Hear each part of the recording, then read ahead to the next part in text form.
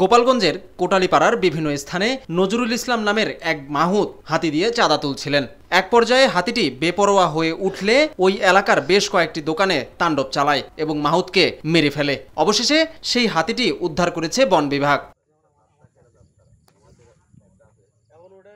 বুধবার 25 সেপ্টেম্বর সকালে গোপালগঞ্জের কোটালীপাড়া থেকে হাতিটিকে উদ্ধার করে গাজীপুর সাফারি পার্কে নিয়ে আসা হয়। এ সময় ঢাকা গাজীপুর বন বিভাগের শ্রীপুর রেঞ্জের নেতৃত্বে এই উদ্ধার কার্যক্রম পরিচালনা করা হয়। এ সময় গাজীপুর সাফারি পার্ক থেকে পশু চিকিৎসক সহ একটি প্রশিক্ষিত টিম হাতিটিকে নিয়ন্ত্রণ করে। এই বিষয়ে গাজীপুর সাফারি পার্কের সহকারী বন সংরক্ষক রফিকুল ইসলাম জানান, সোমবার 23 আগস্ট কোটালীপাড়ার হিরন ইউনিয়নের পোলসাইর গ্রামে নজরুল তার একটি হাতি নিয়ে চাঁদা তুলছিল। এক পর্যায়ে হাতিটি ভুল সংকেত পাওয়ায় রাগান্বিত হয়ে ওঠে। এ সময় মাহুত নজরুলকে হাতিটি তার শুঁড় দিয়ে পেঁচিয়ে নিচে ফেলে পদপিষ্ট করে। এতে মৃত্যু হয় মাহুত নজরুলের।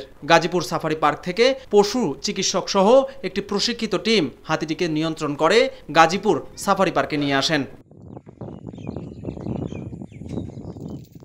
বিজন Kumar, news desk, South Asian Times.